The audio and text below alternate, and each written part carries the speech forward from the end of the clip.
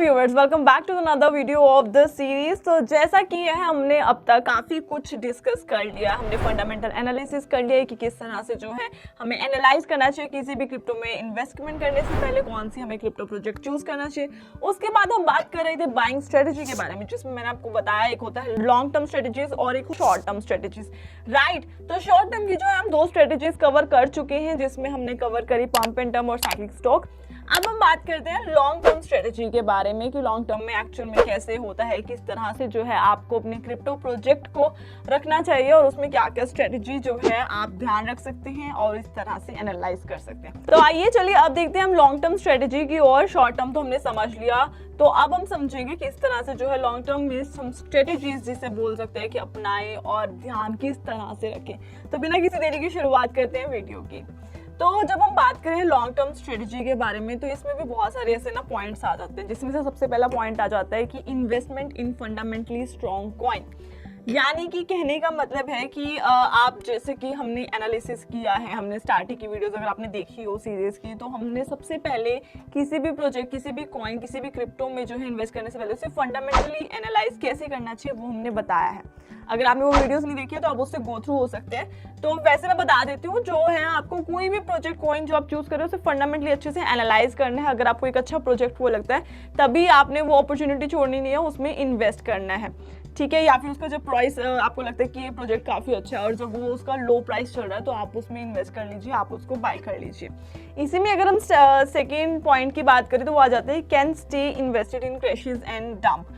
अगर जो आपने प्रोजेक्ट चूज किया है, लॉन्ग टर्म के लिए चूज करा है, उसमें बीच में कुछ क्रैशेस आ गए, उसमें कुछ डंप्स आ गए, तो आपको उन अपॉर्चुनिटीज को गेन करना है। आपके पास फंड्स है ना, तो आप उस टाइम बाय करें। हम अब देखिए अब क्यों बिलीव करके रखे और क्यों उस पर स्टे करें, क्योंकि आपने उसको एनालाइज कर रखा है अच्छे से, आप बिलीव करते हो उस प्रोजेक्ट में।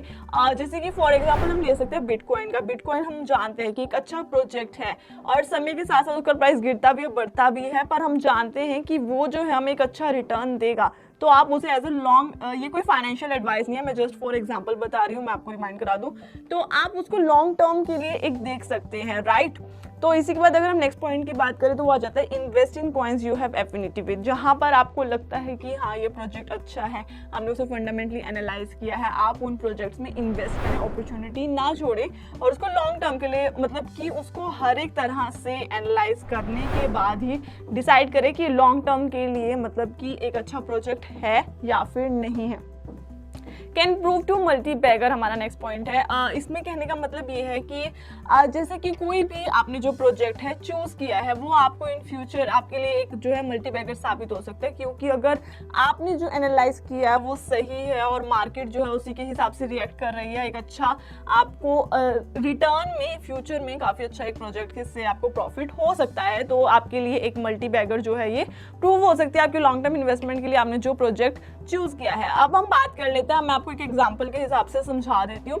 मैं आपको रिमाइंड करा दूं और दोबारा से बता दूं कि ये कोई फाइनेंशियल एडवाइस नहीं है, ये मैं आपको कोई ऐसी कोई क्रिप्टो करेंसी नहीं बता रही हूँ कि आपको लॉन्ग टर्म के लिए यही जो है चूज करनी चाहिए। ये जस्ट फॉर एन एग्जांपल कि आपको अच्छे से क्लियर हो जाए। तो मैं इथेरियम का चार्ट जो है आपको शो करूंगी और उसमें डेटा दिखाऊंगी कि किस तरह से जो है उसका टाइम के साथ साथ प्राइस बढ़ा है, घटा है और कैसे वो एक अच्छी लॉन्ग टर्म इन्वेस्टमेंट हो सकती है किसी के लिए। अगर आपको लगता है फंडामेंटल एनालिसिस के अकॉर्डिंग आप सबको अपने अकॉर्डिंग ही जो है, मतलब कि आपको कोई भी ऐसा क्रिप्टो प्रोजेक्ट है ना हाइप में या फिर बहुत ज्यादा कि उसकी न्यूज है इसलिए नहीं खरीदना, आपको अच्छे से खुद से एनालाइज करना है एंड देन आपको डिसाइड करना है कि आपको इस प्रोजेक्ट में इन्वेस्ट करना है या फिर नहीं करना है। तो अब हम देखते हैं। तो यहाँ पर देखिए मैं इथेरियम का जो है चार्ट ले रही हूँ, ये मैं इथेरियम के उससे आपको शो करूंगी। साथ ही साथ मैं वैसे आपको दोबारा से बता रही हूँ कि ये कोई फाइनेंशियल एडवाइस नहीं है, मैं आपको कोई भी जो है ये सजेस्ट नहीं कर रही हूँ कि आपको लॉन्ग टर्म के लिए इस क्रिप्टो को चूज करना चाहिए। पर आप देख सकते हैं जैसे कि मैंने ये इथेरियम का चार्ट लिया है।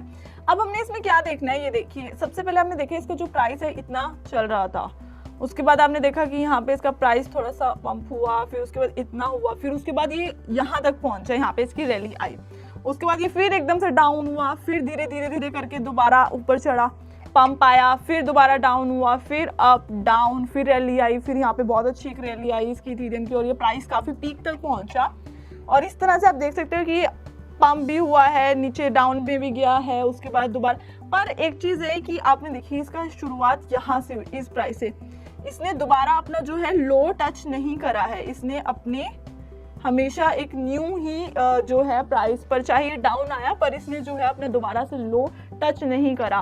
तो इस तरह से जो है हम इसको लॉन्ग टर्म इन्वेस्टमेंट देखते हैं कि जहाँ पे हमें पता है कि इसने दोबारा अपना जो लो से स्टार्ट किया था प्राइस उसको टच नहीं किया, उससे थोड़ा हमेशा ऊपर ही रहा है और टाइम के साथ इसने काफ़ी, जैसे कि आप देख सकते हैं चार्ट से कि किस तरह से जो है हमारे इसमें पंप भी आए हैं। तो कहने का मतलब ये है कि हम अपने लॉन्ग टर्म में ऐसे क्रिप्टो एसेट्स को देखते हैं, ऐसे चूज करते हैं कि जिसमें हमें पता है, हम ऐसे सोचते हैं कि चाहे वो अभी अंडर डेवलप है पर हमें उस पर विश्वास होता है कि फ्यूचर में आके वो एक अच्छा जो है प्राइस टच करेगा और साथ के साथ एक अच्छा हमें प्रॉफिट और गेन देगा। तो ऐसों को जो है हम क्रिप्टो एसेट्स को हम लॉन्ग टर्म के लिए चूज करते हैं। जैसे कि इथेरियम का मैंने अभी आपको दिखाया, इसने काफी आगे जाकर भी जो है प्राइस देख सकते हैं आप, इसके पंप आया है। तो ऐसी क्रिप्टोज को जो है हम अपने लॉन्ग टर्म के लिए देखते हैं और साथ के साथ जैसा कि हम साइक्लिक में होता है ना, हम न्यू हाइज जो है टारगेट नहीं करते, पर हम लॉन्ग टर्म इन्वेस्टमेंट में न्यू हाइज जो है टारगेट करते हैं। आपने पुराने की अगर स्ट्रेटेजीज देखी हो, जैसे मैंने बात कर दी साइक्लिक के बारे में, वो शॉर्ट टर्म स्ट्रेटेजी में आती है, पर जब हम लॉन्ग टर्म की बात करें तो हम न्यू हाइज को जो है टारगेट करते हैं। सो ये था हमारी लॉन्ग टर्म स्ट्रेटेजी के बारे में। इससे पहले हमने कवर करी थी short term strategy, long term strategy में ये सब पॉइंट्स आप ध्यान रख सकते हैं। बाकी अभी हम और भी जो है ऐसे और पॉइंट्स और स्ट्रेटेजीज के बारे में डिस्कस करेंगे, वो हम करेंगे डिस्कस हमारी नेक्स्ट वीडियो में। तो तब तक मिलते हैं हम हमारी नेक्स्ट वीडियो में।